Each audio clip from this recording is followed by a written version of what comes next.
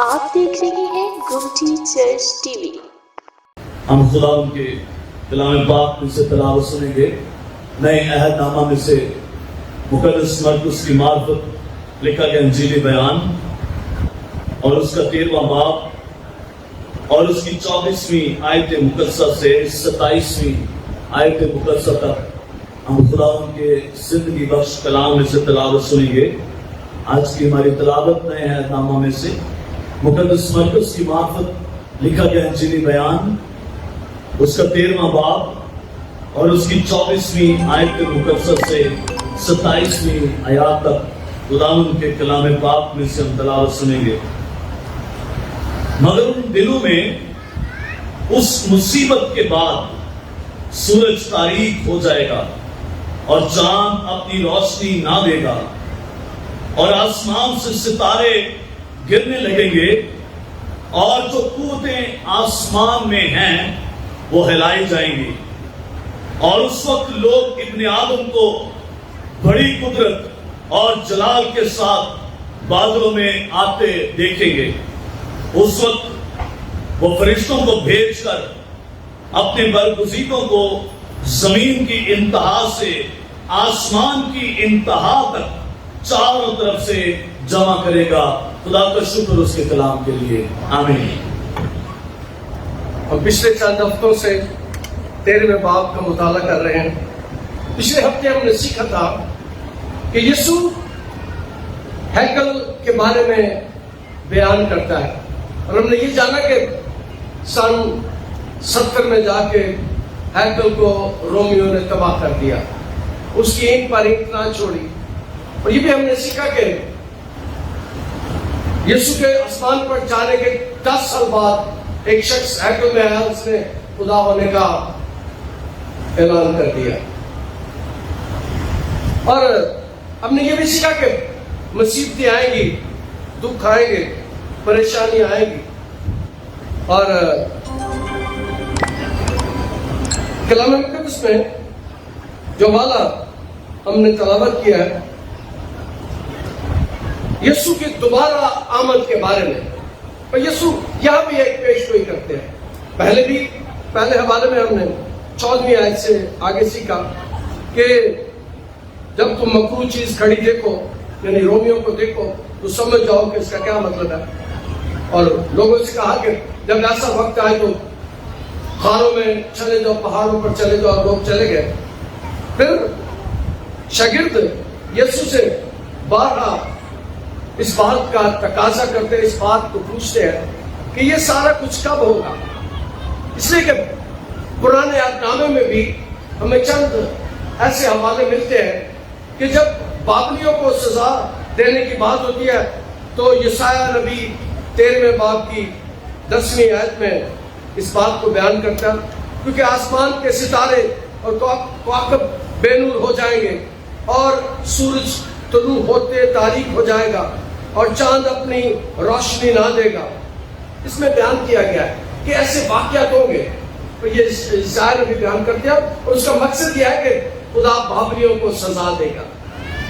اور پھر 34ویں باب میں بھی اس بات کو بیان کرتے ہیں، خداوند اپنے دشمنوں کو سزا دے گا، 34ویں باب میں، اور تمام اجرام فلک گداز ہو جائیں گے اور آسمان تمہار کی مانند لپیٹے جائیں گے، اور ان کی تمام افواہ تاک اور انجیر کے مرجھا جائیں گے، پتوں کی مانند گر جائیں گے۔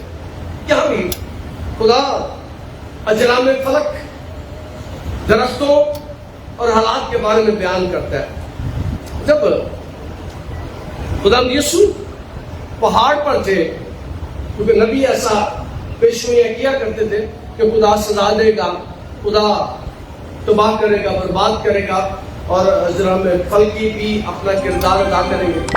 تو شاگرد بھی یسوع کے قدموں میں بیٹھے ہیں، اور متی 24ویں باب میں پوچھتے ہیں یسوع سے، اور جب وہ زیتون کے پہاڑ پر بیٹھا تھا تو اس کے شاگردوں نے الگ اس کے پاس آ کر کہا کہ بتا کہ یہ باتیں کب ہوگی اور تیرے آنے اور دنیا کے آخر ہونے کا نشان کیا ہو۔ شگرد پوچھتے ہیں کیونکہ پرانے عہد میں بھی انہوں نے سیکھا تھا. پھر یسوع سے بھی وہ سیکھتے ہیں. یسوع پہلے انہیں بتاتے ہیں کہ ہیکل تباہ کی جائے گی, ہیکل برباد ہو جائے گی. پھر یسوع بتاتا کہ بہت سے مسیح آئیں گے, بہت سے خداوند آئیں گے, اور پھر انہوں نے بتایا کہ 30 سے 40 لوگ ایسے ہیں دنیا میں جنہوں نے خدا ہونے کا اور مسیح ہونے کا دعویٰ کیا اور کرتے ہیں. اور شاگرد یسوع سے پوچھتے ہیں جب وہ زیتون کے پہاڑ پر بیٹھا تھا کہ یہ کب واقعات ہوں گے, کب تباہی ہوگی, کب بربادی ہوگی دنیا, اینڈ آف دی ورلڈ کب ہوگا. یہاں پر یسوع انہیں بتاتے ہیں. اور یہ واقعہ بہت سے خطوط میں اس کے بارے میں ہمیں ملتا ہے, میں نے وہ نہیں بیان کیا. رسولوں کے اعمال میں اور 3 انجیل نویس اس بات کو بیان کرتے ہیں. مقدس متی, مقدس لوکا اور مقدس مرکز اس کو بیان کرتے ہیں اس واقعہ کو. اور کہ اعمال میں جو لفظ استعمال کیا گیا دوسرے باب کی 20ویں آیت میں, وہ خداوند کا دن ہے.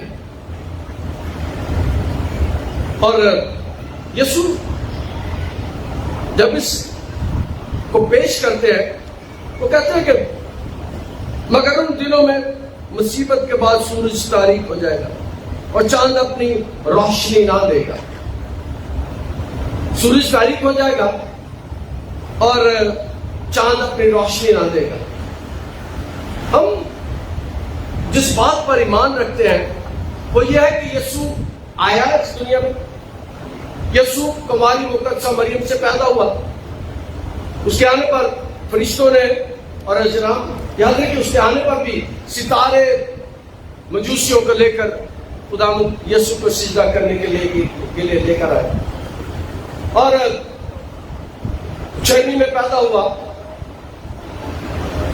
اس کے بعد ہم دیکھتے ہیں کہ فرشتوں نے آ کر گڈیلیوں کو بھی بتایا.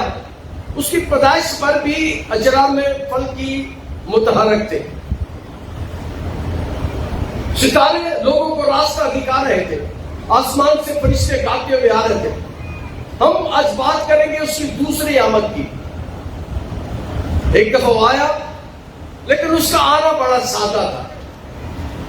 بادشاہ پیدا ہوا, بادشاہوں کا بادشاہ پیدا ہوا, لیکن اس کا آنا بڑا سادہ تھا. وجہ یہ تھی کہ وہ چرنی میں پیدا ہوا تاکہ میری اور آپ کی اس کے ساتھ ملاقات ہو سکے, ہم اسے مل سکے. وہ عام جگہوں پر عام لوگوں کے درمیان پیدا ہوا تاکہ لوگ اس کے پاس آ سکیں, جا سکیں. اور آپ کو پتا ہے کہ کسی بڑے بندے نے ملنا ہے مسئلہ ہو جاتا ہے. ہر کوئی نہیں ملتا, بلکہ پادری ذرا بڑے ہو جاتے ہیں, انہوں نے ملنا مشکل ہو جاتا ہے. تو یسوع اس لیے ایسی جگہ پر آئے کہ ہر ایک کی پہنچ اس تک ہو سکے.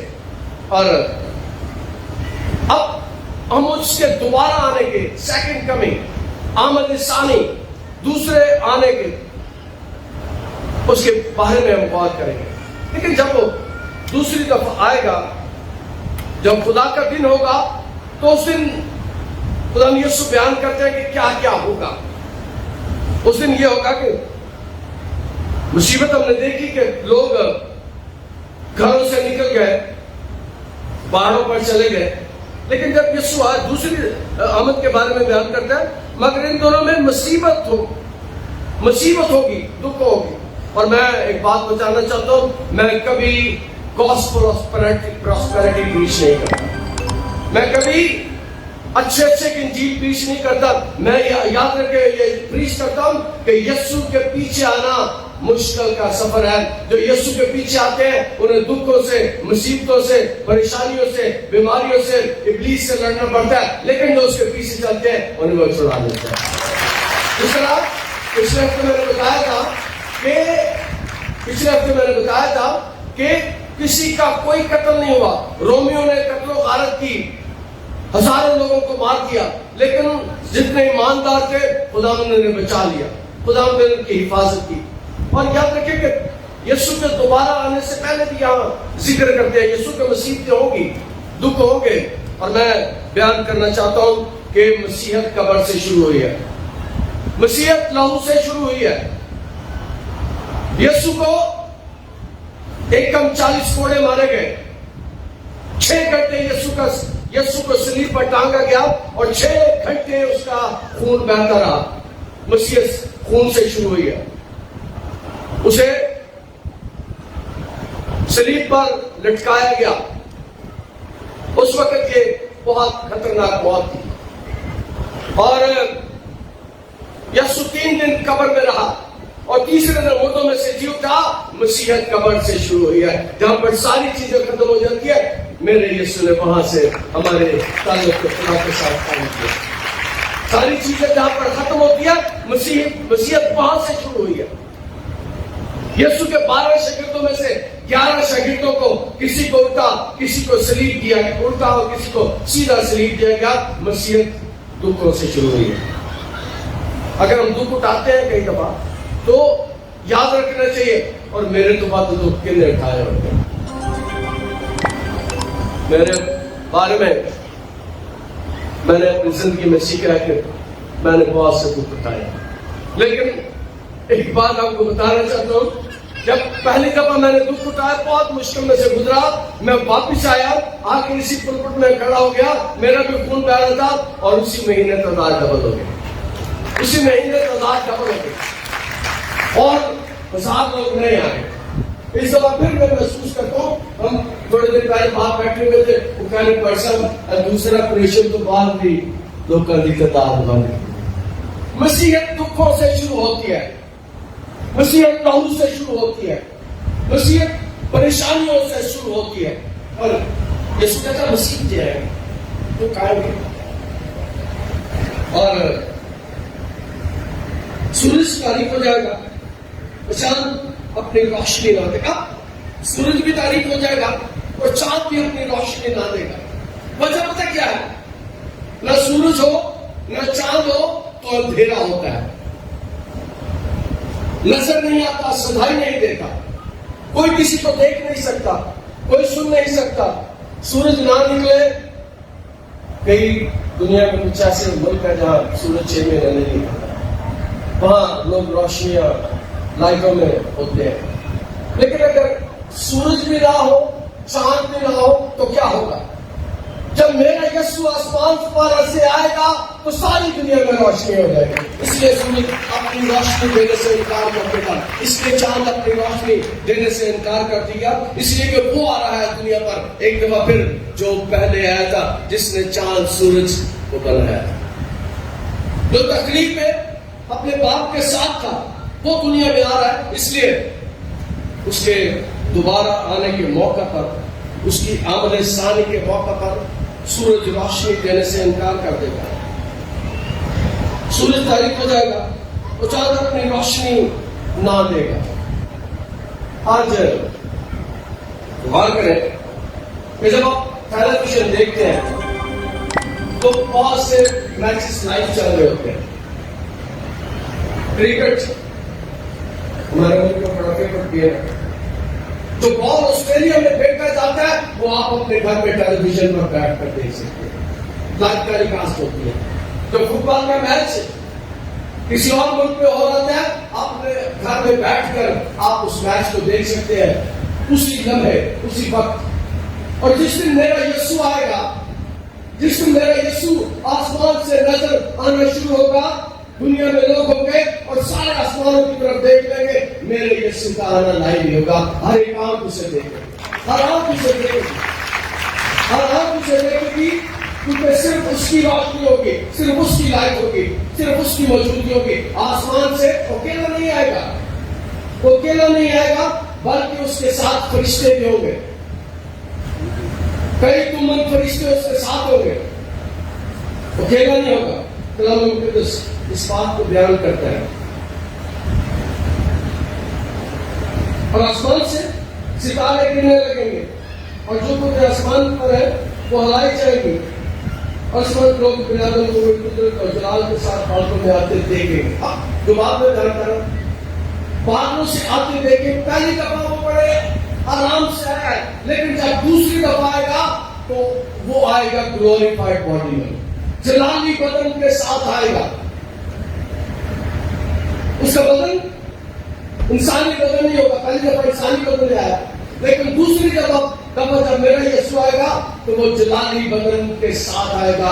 और जलाली बदन, मैं बयान किया था एक दफा इस बात को कि जलाली बदन की एक खासियत है कि भाव में उठ सकता है, आसमान पर जा सकता है और आसमान से आ भी सकता है। और दूसरी बात है, जो कूदे आसमान में हलाई जाएंगी, आसमान पर भी जो कूदे हैं वो हलाई जाएगी। यीशु अकेला नहीं आएगा, बल्कि आसमान से उसके साथ सारी कूदे आएंगी, सारी चीजें जो उसके साथ है, जो उसके इख्तियार में, वो आएंगी। और आसमान पर आता हुआ हम उसे देखेंगे।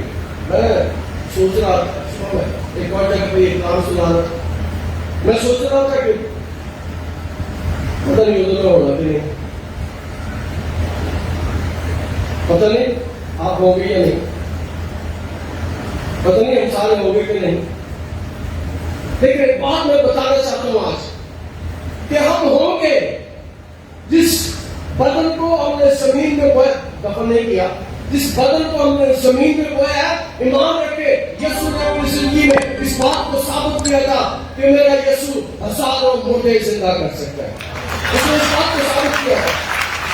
लोग कहते हैं यीशु ने 3 मुर्दे जिंदा किए, लेकिन मैं कहता हूं यीशु ने हजारों मुर्दे जिंदा किए। जब उस सलीब पर उसकी कुर्बानी हो रही थी, सलीब के दरमियान बाद जो वाक़या हुआ, मुक़द्दस मत्ती उसको बयान करते हैं, कब्रें फट गई, चट्टानें टूट गई और बहुत से मुर्दे जिंदा हुए और मुक़द्दस शहर हो गए और लोगों ने देखा। लोगों ने इसलिए देखा कि लोग गवाही दे कि जब ये दोबारा भी आएगा तो सारी कब्रें फट जाएगी और सारे जितने यीशु पर ईमान रखते हुए इस दुनिया से गए हैं वो जिंदा किए जाए। कलाम में लिखा है, मैं नहीं कहा, कलाम में लिखा है, और वो सारे मुर्दे जिंदा किए जाएंगे। और उस वक्त लोग इब्न आदम को बड़ी कुदरत चाहो जलाल के साथ और जलाल के साथ बादलों में आते देखते, कुदरत के साथ जलाली हालत में बादलों से आते देखेंगे। न सूरज होगा, न चांद होगा, न रोशनी होगी, सिर्फ दुनिया में रोशनी होगी तो सिर्फ मेरे यीशु की होगी। और उस वक्त फरिश्तों को भेजकर अपने बरगज़ीलों को जमीन के इंतहा से अपने फरिश्तों को भेजकर, इसका मतलब उसके साथ फरिश्ते होंगे, बहुत से फरिश्ते होंगे पूरी दुनिया में, तो जाएंगे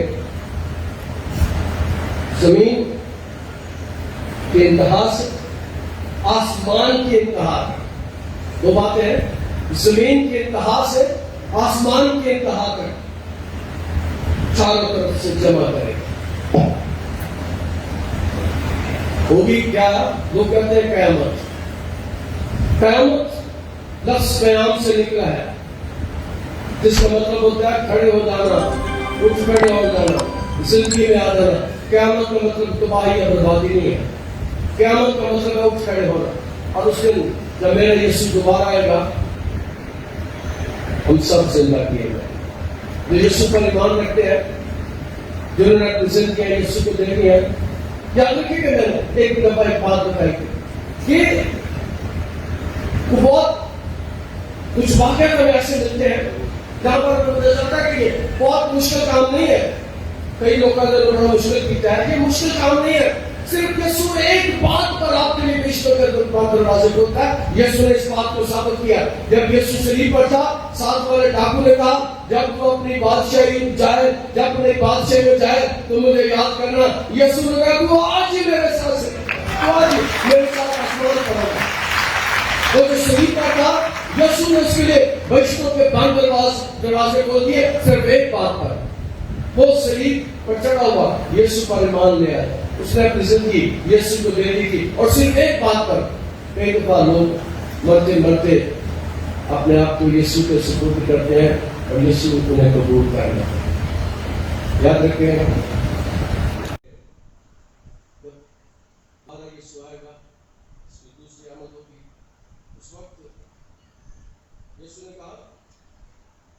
मत्ती 7:22 में वो तेरे मुझ से कहेंगे ऐ खुदावन कि हमने तेरे नाम से बदलुओं को नहीं निकाला और तेरे नाम से बहुत से मोजे नहीं दिखाए। यीशु ने कहा मैं नहीं जानता। यीशु ने कहा मैं नहीं जानता। बस ये जान लो कि खुदा की बादशाही नजदीक आ गई है। मैं तुमसे कहता हूँ कि उस दिन उस शहर के हाल से ज्यादा बर्दाश्त के लायक होगा। जब हम यीशु पर ईमान ले आते हैं तो यीशु वादा करता है। यूहन्ना की इंजील में इस बात को जानते हैं। वो कहते हैं यूहन्ना से बात 45 मैं उससे आखिरी दिन फिर जिंदा करूंगा। यीशु वादा करता है कि मैं आखिरी दिन उसे जिंदा करूंगा। जो इस पर ईमान रखते हैं, जो उसके साथ चलते हैं, उनके साथ यीशु के बाद है। यीशु जो इस दुनिया में ईमान रखते हुए उस दुनिया से जाते हैं, यीशु के उनके साथ वादे हैं, वो हमेशा की जिंदगी पाते हैं। लाइफ का प्रवास में कभी ना खत्म होने वाली जिंदगी। खुदा आज के कलाम को इसी वजह से करता है। आप देख रहे हैं गुमटी चर्च टीवी।